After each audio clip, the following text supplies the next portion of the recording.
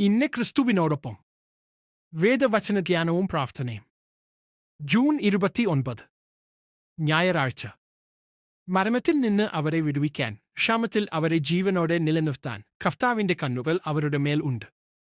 33-ാം സങ്കീർത്തനം, വാക്യങ്ങൾ 18-19.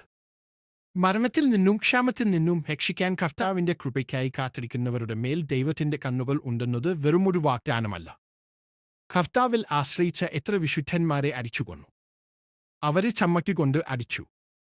അവർ സിംഹങ്ങൾക്ക് ഇരയായി.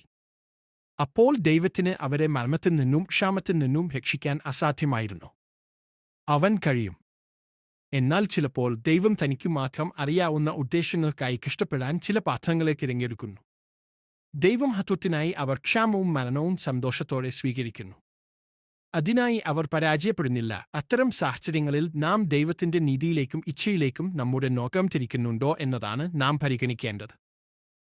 ക്രൂരമായ സാഹചര്യങ്ങൾക്കിടയിലും നാം ദൈവത്തിന്റെ പക്ഷത്ത് ചാരി അവന് ആശ്രയിച്ചു കാത്തിരിക്കുന്നുണ്ടോ?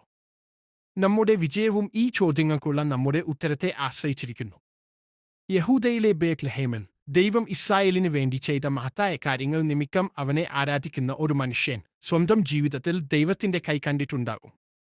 ചെങ്കടൽ വിഭജിച്ചവനും യെരിഹോയുടെ മതിലുകൾ ഇടിച്ചു നിരത്തിയവനും ശത്രുക്കളെ പരാജയപ്പെടുത്തിയവനും ഒരു ക്ഷാമത്തിൽ രക്ഷിക്കാൻ ശക്തിയില്ലാത്തവനായിരിക്കുമോ? യഹൂദയിൽ വന്ന ക്ഷാമത്തിൽ ഈ എലീമേലെക്ക് ആശയക്കുഴപ്പത്തിലാകുകയും ദുഃഖിക്കുകയും ചെയ്യുന്നു. ഭക്ഷണമില്ലാത്ത ഈ സ്ഥലത്തുമിന്ന് ഇസ്രായേലിന്റെ ദൈവത്തിൽ അവൻ ആശ്രയിക്കണമോ? ഭക്ഷണമുള്ള മോവാബ് ദേശത്തേക്ക് അവൻ പോകണമോ? ഇപ്പോൾ അവന് ദൈവം ആരാണ്? ഭക്ഷണം എവിടെയാണെന്നതിനെ അടിസ്ഥാനമാക്കിയാണ് തിരഞ്ഞെടുപ്പ് നടത്തുന്നത്. അവസാനം വിജയിക്കുന്നത് വയറാണ്. എന്നാൽ പിന്നീട് അവനോ അവന്റെ പിൻഗാമികളോ ബെത്ലഹേമിലേക്ക് മടങ്ങിയില്ല. ദൈവത്തിന്റെ കുഞ്ഞെ, ദൈവം നിങ്ങളുടെ ജീവിതത്തിൽ വലിയ കാര്യങ്ങൾ ചെയ്തിട്ടുണ്ട്. മറ്റാർക്കും നൽകാൻ കഴിയാത്ത വലിയ വിടുതൽ അവൻ നിങ്ങൾക്ക് നൽകിയിട്ടുണ്ട്. അവനിൽ കൂടുതൽ എന്താണ് വിശ്വസിക്കേണ്ടത്? സാധാരണ ക്ഷാമം, രോഗം, എല്ലാവർക്കും വരുന്ന പ്രശ്നങ്ങൾ എന്നിവ നേരിടുമ്പോൾ നിങ്ങൾ അവനെ വിശ്വസിക്കുന്നില്ലെങ്കിൽ എന്തു ചെയ്യും?